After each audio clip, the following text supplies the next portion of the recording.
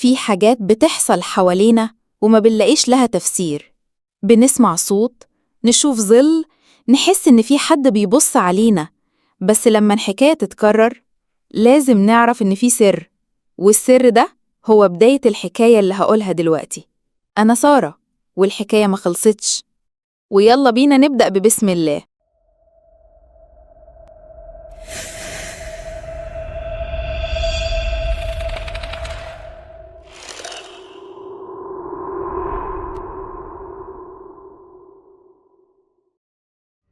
كل الحكايات بتبدأ بجملة بسيطة زي كان يا مكان أو في يوم من الأيام. بس حكايتي أنا بدأت بجملة تانية خالص. بدأت جدتك سابت لك كل حاجة. جدتي زهرة كانت ست غريبة الأطوار. كل الناس في العيلة كانوا بيقولوا عليها كده، مش بس عشان كانت بتحب تجمع التحف الغريبة والمفروشات القديمة، لأ، كمان عشان كانت منعزلة شوية وساكنة في شقة في عمارة قديمة في مصر الجديدة. مكانها حلو وكل حاجة، بس العمارة نفسها كانت تحس إن ليها روح خاصة كده، روح قديمة وتقيلة. أنا اسمي سارة وعندي 25 سنة، شغالة جرافيك ديزاينر، وبحب جداً أعيش حياتي بالورقة والقلم. كل حاجة ليها تفسير، كل حاجة ليها سبب، مفيش حاجة اسمها خوارق أو عفاريت، كل دي حكايات للناس اللي عايشين في الخرافات. جدتي كانت دايماً بتزعقلي وتقولي يا سارة، العالم اللي انتي شايفاه بعينك ده مش هو كل حاجة، في عالم تاني موازي لينا بس احنا اللي مش بنشوفه. أنا طبعاً كنت ببتسم وبقول لها يا تيتا دي خيالات من كتر قعدتك لوحدك. وفي يوم جدتي توفت، ربنا يرحمها. بعد العزا المحامي بتاع العيلة كلمني وقال لي إن جدتي سابت لي الشقة بكل اللي فيها. عيلتي كلها نصحتني إني أبيعها وأستفيد بتمنها، لكن أنا كنت حاسة بحاجة غريبة بتشدني للشقة دي، حاجة بتخليني عايزة أروح وأقعد فيها. يمكن عشان ريحتها فيها ريحة الياسمين اللي كانت بتحبه، أو يمكن عشان كنت عايزة أحس إني لسه قريبة منها. المهم أخدت القرار، هبيع شقتي الصغيرة اللي إيجارها غالي وهنقل أعيش في شقة جدتي. أول يوم دخلت فيه الشقة بعد وفاتها كانت ريحتها لسه موجودة، بس كان فيه ريحة تانية، ريحة تراب قديم مع ريحة حاجة مش مفهومة، شبه البخور أو عطر قديم بس مش لطيف. شقتي كانت واسعة جدا، أوسع من شقتي القديمة بكتير. الصالون كان فيه كنب ضخم متنجد بقماش غامق، والحيطان كلها صور قديمة لجدودي وجدات جدودي. وفي وسط كل ده كان فيه ساعة حائط قديمة بتدق بصوت تقيل ومخيف. أول حاجة عملتها هي إني طلبت من صاحبتي منى تيجي تساعدني في نقل حاجتي. منى صديقة عمري وعارفة كويس إني بحب أعمل كل حاجة بنفسي. أول ما دخلت الشقة وقفت وبصت حواليها وقالت لي إيه يا سارة؟ إيه الأجواء دي؟ حاسة إني في فيلم رعب أبيض وأسود. ضحكت وقلت لها أنا عايزة أجددها كلها، بس الأساس ده كلاسيكي وملموش مثيل، هجدده هو بس. منى كانت بتساعدني بحماس، لكن كنت بشوف في عينيها قلق بسيط. كانت بتقولي إيه النور الخافت ده؟ إيه كل الحاجات القديمة دي؟ كان في سرير ضخم جدا في أوضة النوم الرئيسية، السرير بتاع جدتي الله يرحمها. أول ما دخلت الأوضة دي حسيت بقشعريرة. الأوضة كانت هادية جدا، بس الهدوء ده كان غريب، كان هدوء بيخبي وراه حاجة. بعد يومين من النقل منى رجعت بيتها وأنا فضلت لوحدي. أول ليلة كانت غريبة، الساعة كانت 2 الفجر وأنا كنت نايمة. فجأة صحيت على صوت صفارة خفيف، فتحت عيني وبصيت حواليا. الصوت كان جاي من جوه الأوضة. قمت وشغلت نور الموبايل وبدأت أدور على مصدر الصوت. لقيت الصوت طالع من صندوق موسيقى كان محطوط على التسريحة.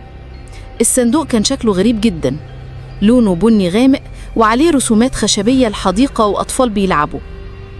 قلت لنفسي أكيد حد من عمال النقل حرك الصندوق ده والميكانيزم بتاعه اشتغل، فقفلت الصندوق ورجعت أنام. الليل التاني صحيت على نفس الصفارة، بس المرة دي كانت أعلى. قمت وأنا متضايقة وبصيت على الصندوق لقيته مقفول، بصيت على الشباك لقيته مفتوح نص فتحة. قلت أكيد ده صوت الهوا اللي بيصفر من الشباك. قفلت الشباك ورجعت أنام. الليلة التالتة كانت مختلفة. كنت قاعدة بشتغل على اللابتوب في الصالون، وفجأة النور قطع ورجع تاني بسرعة. في الثانية اللي النور كان فيها قاطع حسيت بحد بيعدي ورا ظهري بسرعة. لفيت وشي بسرعة، ملقتش حاجة. قلت لنفسي أكيد دي خيالات عشان النور قطع فجأة. اليوم الرابع كان يوم الجمعة، يوم الأجازة. كنت عايزة أقضي اليوم كله في الشقة وأرتب حاجات جدتي. لقيت في أوضة النوم في درج التسريحة مفتاح قديم. المفتاح كان شكله غريب، معمول من نحاس غامق وعليه رسومات غريبة شبه رموز سحرية. افتكرت كلام جدتي إنه مش كل حاجة ليها تفسير. أخدت المفتاح وبدأت أدور على حاجة يفتح. دورت في كل الصناديق القديمة، في كل الدواليب، وفي الآخر لقيت الصندوق الموسيقى اللي كان بيعمل صفارة. حاولت أفتح الصندوق ده لكنه كان مقفول. لما بصيت على المفتاح لقيت فيه نفس الرموز اللي على الصندوق. المفتاح كان بينور كده زي نجمة صغيرة. لما حطيت المفتاح في الصندوق نور الصندوق كله بلون أزرق خفيف وفتح. الصندوق من جوه ما كانش فيه أي حاجة غير قطعة قماش عليها رسومات لأطفال بيلعبوا في حديقة، نفس الرسمة اللي كانت على الصندوق من بره. كان فيه رسالة ملفوفة جوه القماشة. فتحت الرسالة لقيت خط جدتي، ولقيتها كاتبة: يا سارة يا بنتي، أنا عارفة إنك مش هتصدقي الكلام ده، بس العالم ده فيه حاجات كتير مش بنشوفها. أنا سبتلك كل حاجة، حتى الصندوق ده. ده صندوق الذكريات، بس مش ذكرياتي أنا لوحدي. افتكريه كويس يا سارة، لأن ده هيكون أول خيط في اللغز. قبل ما أخلص قراية الرسالة صوت أغنية تهز في الشقة كلها. الأغنية كانت طالعة من الصندوق، بس الأغنية كانت غريبة. كانت لحن حزين جدا، وكلماتها كانت عبارة عن كلام غير مفهوم، زي همهمة، زي بكاء أطفال. أنا اتجمدت في مكاني. الصندوق كان مقفول بس الصوت كان طالع منه. في اللحظة دي سمعت صوت خبط على الباب الرئيسي للشقة، صوت خبط متكرر وسريع جدا، كأنه حد عايز يدخل بسرعة جدا. قمت بصيت من العين السحرية للباب، ما لقيتش حد. بصيت في الممر اللي بره الشقة، ما لقيتش حد. رجعت بصيت على الصندوق، لقيته مفتوح والأغنية شغالة، والرسالة اللي فيه عليها دمعة حمراء. فضلت واقفة مكاني مبهورة باللي بيحصل. الدمعة الحمراء اللي على الرسالة، والأغنية اللي طالعة من الصندوق وهو مقفول، والخبط اللي سمعته على الباب، كل ده كان بيثبت عكس كل قناعاتي. فضلت متنحة كده يمكن دقيقة أو دقيقتين، لحد ما الصوت وقف فجأة والصندوق رجع تاني زي ما كان. كل حاجة رجعت طبيعية، كأن مفيش حاجة حصلت. حتى الدمعة الحمراء اختفت من الرسالة. أنا مش قادرة أستوعب اللي بيحصل.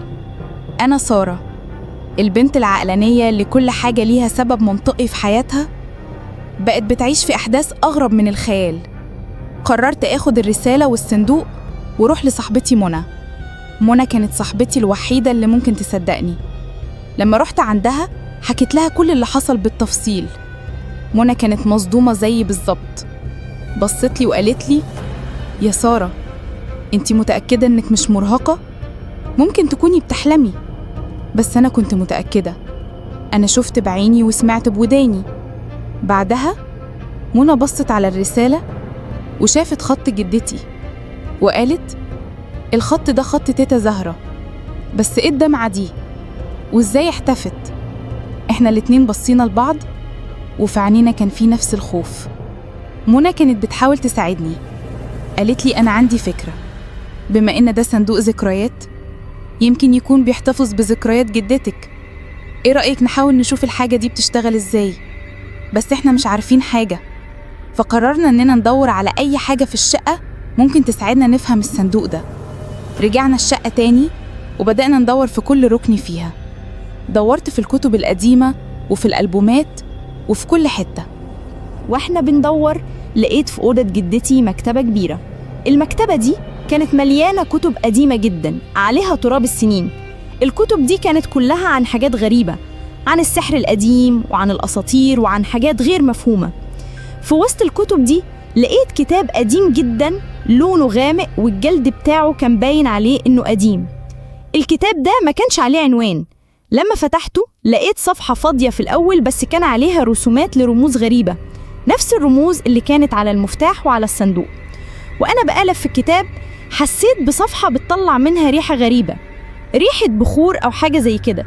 الصفحة دي كانت عبارة عن رسمة لحديقة أطفال، وفي وسط الحديقة كان في صندوق موسيقى ونجمة صغيرة بتنور فوق الصندوق. تحت الرسمة كان في كلام بخط جدتي، بس الكلام ده رموز غريبة مش كلام عادي. منى كانت واقفة ورايا وشافت الرسمة، بصت لي وقالت لي: يا سارة، دي نفس الرسومات اللي على الصندوق بتاعك. في اللحظة دي سمعنا صوت خفيف جاي من ورا المكتبة، صوت كأنه همس. أنا ومنى بصينا لبعض وفي عينينا نفس الخوف تاني. إيه الصوت ده؟ قالت منى بصوت خافت. أنا ما ردتش، بس كان في حاجة بتشدني لورا المكتبة. قمت وحاولت أزيح المكتبة من مكانها، لكنها كانت تقيلة جدا. بعد ما حركتها لقيت باب صغير في الحيطة شكله قديم وعنده نفس الرموز اللي على المفتاح. يا سارة، ده باب، قالت منى وهي مصدومة. حاولت أفتحه لكنه كان مقفول، المفتاح اللي كان معايا ما كانش بيفتحه. في اللحظة دي سمعنا صوت همهمة طالعة من جوه الباب، صوت ضعيف بس كان واضح، صوت كأنه طفل بيبكي. أنا ومنى بصينا لبعض والدموع بدأت تتجمع في عينينا. مين ده؟ قالت منى بصوت مرعوب. أنا مش عارفة مين ده ولا إيه اللي بيحصل، بس اللي أنا متأكدة منه إن حكايتي لسه في بدايتها، وإن كل حاجة كانت جدتي بتقولها لي يمكن تكون حقيقة، ويمكن أنا دلوقتي في وسط حكاية مرعبة. منى بصت لي بعينيها المليانة خوف وارتعاش وقالت لي: سارة، أنا خايفة قوي، إيه اللي بيحصل ده؟ أنا حاولت أتماسك قدامها رغم إن قلبي كان بيدق بسرعة جنونية لدرجة إني حاسة بيه هيخرج من مكانه. مسكتها وقلت لها بصوت شبه مهموس: منى، اهدي، إحنا لازم نعرف إيه اللي جوه الباب ده، لازم نلاقي طريقة نفتحه بيها. تفتحي إيه يا سارة؟ أنت مش شايفة إحنا في إيه؟ أنت بجد هتصدقي إن في طفل بيبكي ورا الباب ده؟ مش عارفة يا منى، بس أنا متأكدة من حاجة واحدة، المفتاح اللي معايا مش هو اللي بيفتح الباب ده، يمكن في مفتاح تاني. واحنا بنتكلم بصيت على كتاب جدتي، على الرسمة اللي فيها الحديقة وصندوق الموسيقى والنجمة. قعدت أفكر بصوت عالي. الرسالة بتقول إنه صندوق ذكريات، مش ذكرياتي أنا لوحدي، بس أنا مش عارفة ذكريات مين. منى قطعتني وقالت: يا سارة، مش يمكن دي ذكريات الشخص اللي ورا الباب ده؟ الفكرة دي رعبتني أكتر ما رعبتني الأصوات اللي سمعتها. قررنا إننا ندور على أي حاجة في الشقة ليها علاقة بالحديقة أو بالأطفال أو بالنجوم. بدأنا نقلب في كل حاجة في الشقة، صور قديمة، كتب، تحف، كل ركن فيها. بعد بحث طويل لقيت صورة في ألبوم قديم في أوضة النوم، كانت صورة لجدتي وهي صغيرة واقفة في حديقة وفي إيدها صندوق موسيقى، بس ما كانش هو الصندوق اللي عندي، ده كان صندوق صغير ولونه أبيض. وفي خلفية الصورة كان في حديقة أطفال، بس الحديقة دي كانت غريبة، كانت شبه اللي في الرسمة بالظبط، بس كانت مرعبة شوية. الشجر فيها كان ناشف ولونه غامق. منى، بصي، قلت لها وأنا بوريها الصورة: إيه ده؟ دي تيتا زهرة وهي صغيرة؟ منى قالتها بصدمة: بس إيه الحديقة دي؟ دي الحديقة اللي في الرسمة اللي في الكتاب، بس مش هي دي اللي في الصندوق. منى بصت في الصورة كويس وقالت: سارة، بصي على ايد جدتك، هي ماسكة صندوق موسيقى أبيض وده صندوقك بني.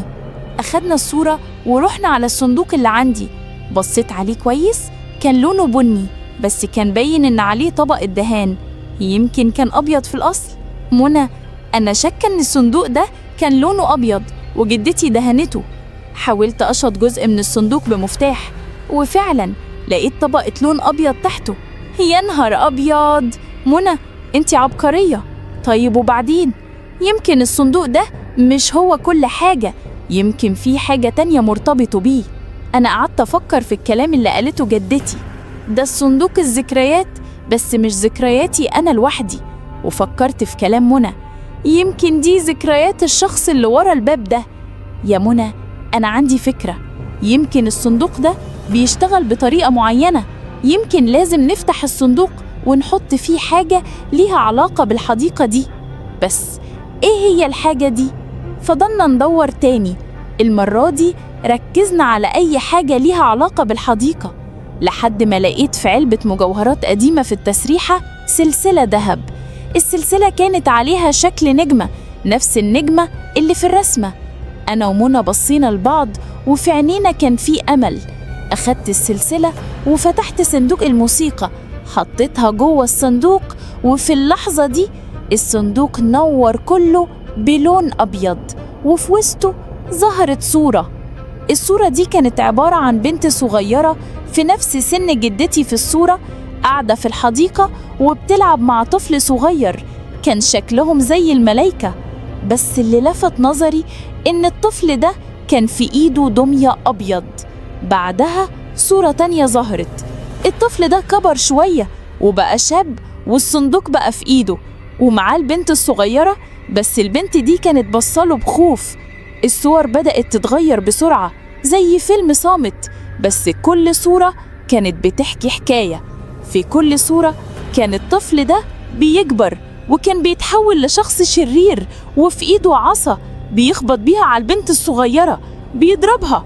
والأخيرة كانت الصورة للطفل ده وهو كبير واقف قدام باب صغير في الحيطة، نفس الباب اللي لقيناه ورا المكتبة، وهو بيبكي.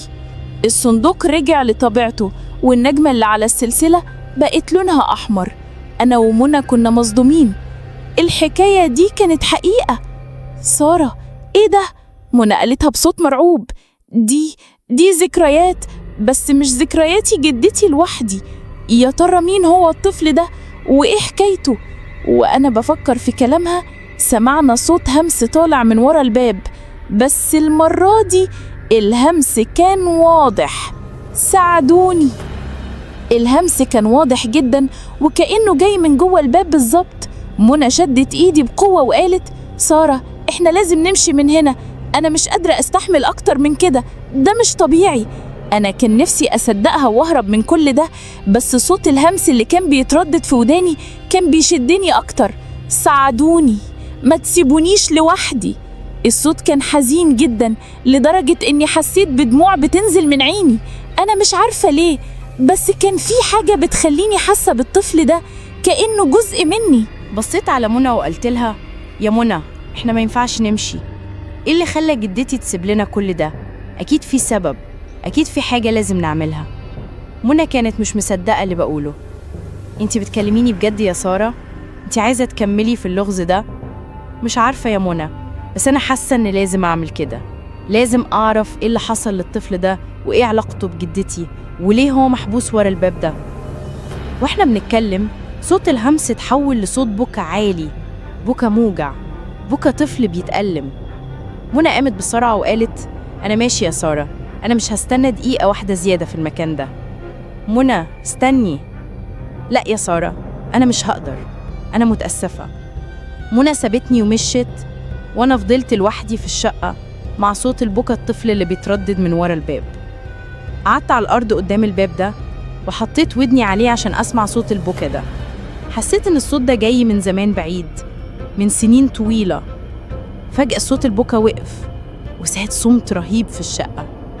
قمت من مكاني ورحت بصيت على صندوق الموسيقى، لقيته نور تاني، وفي وسطه ظهرت صورة جديدة. الصورة دي كانت لجدتي وهي كبيرة واقفة قدام الباب ده، وفي إيدها نفس الصندوق الموسيقى وبتتكلم مع حد جوه الباب. والصورة اللي بعدها جدتي كانت بتبكي وسايبة الصندوق قدام الباب وماشية. وفي الآخر كانت صورة لجدتي وهي بتحط المفتاح السحري في درج التسريحة وبتبص على الباب ده بحزن. في اللحظة دي فهمت كل حاجة. جدتي كانت عارفة كل حاجة، كانت عارفة إن في طفل ورا الباب ده وكانت بتحاول تساعده، بس في الآخر معرفتش وسابته ومشيت. يمكن هي سابت لي كل ده عشان أنا أكمل اللي هي معرفتش تكمله. بصيت على الباب ده وحسيت إني مش خايفة منه خلاص.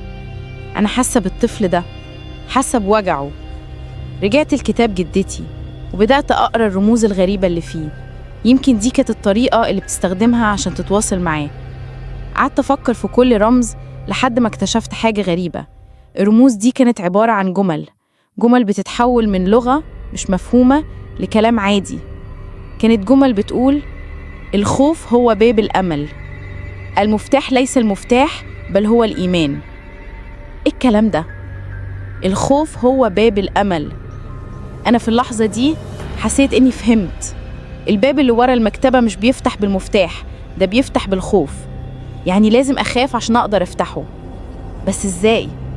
في اللحظة دي سمعت صوت همس تاني، بس المرة دي الهمس كان جاي من ورايا، من ورا الباب الرئيسي للشقة. صوت همس حزين زي صوت طفل بيبكي. أنا بصيت ورايا والباب الرئيسي كان مفتوح نص فتحة. أنا كنت قفلت الباب ده ورا منى. في اللحظة دي سمعت صوت خبط على الباب الرئيسي للشقة، نفس الخبط المتكرر والسريع اللي سمعته أول مرة، بس المرة دي أنا متأكدة إن في حد بره. بصيت من العين السحرية، وفي اللحظة دي شفت حاجة عمري ما هنساها. شفت طفل صغير شعره متلخبط ووشه مليان تراب، وبصص لي بعينين حزينة، وفي إيده دمية مكسورة، نفس الدمية اللي شفتها في الصندوق. وبصوت واطي قال: انتي هتساعديني؟ لحظة واحدة بس، لحظة واحدة كنت واقفة فيها قدام العين السحرية وشايفة الطفل اللي المفروض إنه مجرد خيال وهو بيكلمني بصوت حقيقي. قلبي كان بيدق زي طبول الحرب، وخوفي زاد مليون مرة. رجعت لورا بسرعة زي اللي حد زقه. أنا مش هفتح الباب، قلت بصوت مهزوز لنفسي، وكأني بحاول أقنع نفسي مش أقنع الطفل اللي بره. ده مش حقيقي، دي مجرد خيالات، تأثير ضغط نفسي من كل اللي حصل. بصيت على الصندوق اللي في إيدي، كانت النجمة الحمراء اللي فيه بتلمع، وكأنها بتقولي ما تخافيش، بس أنا خلاص الخوف سيطر عليا. جريت بسرعة على الباب الرئيسي وفتحت القفل اللي كنت قفلته من غير ما ألاحظ، وكنت عايزة أفتح الباب وأشوف الحقيقة، عايزة أفتح وأعرف إيه اللي بيحصل. بس في الثانية اللي كنت همسك فيها مقبض الباب سمعت صوت همسة تاني، بس المرة دي كانت مختلفة. كانت همسة بتضحك. الضحكة دي كانت جاية من ورا المكتبة، من ورا البيت الصغير اللي كان مقفول. الضحكة دي كانت ضحكة طفل، بس مش طفل حزين، لأ، كانت ضحكة شريرة. وقفت مكاني، الدم في عروقي اتجمد. الخوف الأولاني اللي كنت حساه بقى خوف تاني خالص، خوف من حاجة مجهولة. رجعت خطوة لورا وبصيت على الباب الرئيسي اللي كان مفتوح نص فتحة، وعلى الباب الصغير اللي ورا المكتبة اللي كانت طالعة منه الضحكة. الطفل اللي كان ورا الباب الرئيسي كان طالب المساعدة، والطفل اللي ورا الباب الصغير كان بيضحك ضحكة شريرة. مين هو الطفل الحقيقي؟ وإيه اللي بيحصل بالظبط؟ رجعت بصيت على الصندوق، وفجأة الصورة اللي كانت فيه اتغيرت تاني. المرة دي الصورة كانت لجدتي وهي بتحكي حكاية للطفل الصغير اللي كان بيضحك ضحكة بريئة. بعد كده الصورة اتغيرت تاني، والطفل ده كان بيضرب دمية، وجدتي كانت بتحاول تاخد منه الدمية وهو كان بيصرخ ويضربها. فجأة الصورة اتغيرت للمرة الأخيرة. جدتي كانت بتبكي وفي إيدها المفتاح، ووشها كان باين عليه اليأس، وفي الخلفية كان الباب الصغير مقفول، والطفل كان بيبص لها بعينين حزينة وبيدق على الباب. فهمت كل حاجة في اللحظة دي. الطفل ده مش محبوس ورا الباب الصغير، الطفل ده هو اللي ورا الباب الرئيسي، هو اللي بيطلب المساعدة، واللي ورا الباب الصغير هو روح شريرة سيطرت على الطفل ده. في اللحظة دي سمعت صوت همس تاني، بس المرة دي الهمس كان جاي من ورايا، من ورا الباب الرئيسي للشقة. صوت همس حزين زي صوت طفل بيبكي. أنا بصيت ورايا والباب الرئيسي كان مفتوح نص فتحة. أنا كنت قفلت الباب ده ورا منى. في اللحظة دي سمعت صوت خبط على الباب الرئيسي للشقة، نفس الخبط المتكرر والسريع اللي سمعته أول مرة، بس المرة دي أنا متأكدة إن في حد بره. بصيت من العين السحرية، وفي اللحظة دي شفت حاجة عمري ما هنساها. شفت طفل صغير شعره متلخبط ووشه مليان تراب، وبصص لي بعينين حزينة، وفي إيده دمية مكسورة، نفس الدمية اللي شفتها في الصندوق. وبصوت واطي قال: انت هتساعديني؟ وقفت قدام الباب وأنا قلبي بيدق بأعلى صوت. الخوف سيطر عليا لدرجة إني مش قادرة أفكر، بس صوت الضحكة الشريرة اللي جاي من ورا المكتبة وصوت الهمس الحزين اللي جاي من ورا الباب خلاني أرجع أتماسك تاني. فكرت في كلام جدتي: الخوف هو باب الأمل، المفتاح ليس المفتاح بل هو الإيمان. فهمت كلامها، الخوف هو اللي هيخليني ألاقي الأمل، الإيمان مش إيماني بالخوارق، بس إيماني بإن في حاجة لازم أعملها، إيماني بإن جدتي سابت لي كل ده لسبب. بصيت على الباب الرئيسي وبعدها بصيت على الباب الصغير. الطفل اللي ورا الباب الرئيسي هو اللي محتاج المساعدة، مش الطفل اللي ورا الباب الصغير. رحت للباب الرئيسي وفتحت القفل وبصيت من العين السحرية تاني، ما لقيتش حد، بس حسيت ببرد غريب في المكان. رجعت ورا والباب الرئيسي قفلت وراه. رجعت للباب الصغير اللي كان بيضحك من وراه. حطيت ايدي على الباب وفجأة الضحكة دي بقت أعلى وأعلى وأعلى. انت غبية، انت لو فتحتي الباب ده هتموتي. الصوت ده كان صوت شرير، صوت مخيف، صوت كأنه طالع من جهنم. فجأة صندوق الموسيقى بدأ يلمع تاني، وحسيت إن في حاجة بتشدني ليه. رحت للصندوق ولقيته بيقولي: الدمعة الحمراء، دمعة الدم، دمعة البداية. دمعة الدم؟ فجأة افتكرت كل حاجة، الدمعة الحمراء اللي ظهرت على الرسالة، والدمية اللي كانت في إيد الطفل، والسلسلة اللي كانت عليها نجمة. كل ده كان رموز، أنا لازم أرجع الطفل لدميته. رجعت للصندوق الموسيقى وحطيت الدمية اللي كانت في إيد الطفل في الصندوق. في اللحظة دي الصندوق نور كله بلون أحمر، وفي وسطه ظهرت صورة جديدة. الصورة دي كانت لجدتي وهي صغيرة، ومعاها طفل صغير بيلعبوا، بس الطفل ده كان بيبص على جدتي بخوف، وفي إيده عصا بيضرب بيها دمية. بعد كده الصورة اتغيرت تاني، والطفل ده كان بيضرب جدتي، وجدتي كانت بتبكي وفي إيدها دمية وبتحاول تاخدها منه. فهمت كل حاجة، جدتي كانت بتحاول تاخد من الطفل الدمية عشان تحرره من الشر اللي كان فيه، بس معرفتش. الطفل مات والروح الشريرة اللي كانت فيه اتحبست في الدمية. أنا لازم أحرق الدمية دي. رحت للمطبخ بسرعة وولعت النار وحطيت الدمية في النار. في اللحظة دي سمعت صرخة عالية جدا، صرخة ألم، صرخة رعب. الضحكة الشريرة اللي كانت جاية من ورا المكتبة وقفت فجأة، وصندوق الموسيقى اللي كان بيلمع وقف، والنجمة اللي على السلسلة رجعت لونها طبيعي. في اللحظة اللي الدمية اتحرقت فيها كل حاجة رجعت لطبيعتها في الشقة. صوت الساعة رجع طبيعي، التراب اللي كان على الأثاث اختفى، وكل حاجة رجعت زي ما كانت في الأول. رحت للمكتبة وحاولت أزحها من مكانها. المرة دي المكتبة كانت خفيفة، اتحركت معايا بسهولة. لقيت الباب الصغير اللي ورا المكتبة وفتحته. الباب ده ما كانش وراه حاجة، كان وراه حائط عادي، وفي وسط الحائط لقيت رسالة صغيرة مكتوبة بخط جدتي: يا سارة يا بنتي، أنا عارفة إنكي هتنجحي، أنا عارفة إنكي هتكملي اللي أنا معرفتش أكمله. المفتاح كان في إيمانك، كان في إيمانك بنفسك، كان في إيمانك بإن الخير هو اللي هينتصر. في اللحظة دي فهمت كل حاجة. جدتي ما كانتش بتحاول تحمي الطفل، لأ، هي كانت بتحاول تحميني أنا من الشر اللي كان فيه. أنا مش قادرة أصدق كل اللي حصل، بس أنا متأكدة من حاجة واحدة: أنا دلوقتي مش سارة اللي كل حاجة ليها تفسير منطقي في حياتها. أنا سارة البنت اللي عرفت إن في عالم تاني موازي لينا، عالم مش بنشوفه بس بنحس بيه. وهنا انتهت حكايتنا، ولو عجبتك القصة ما تنساش تشترك على القناة وتعمل لايك عشان تتابع كل جديد.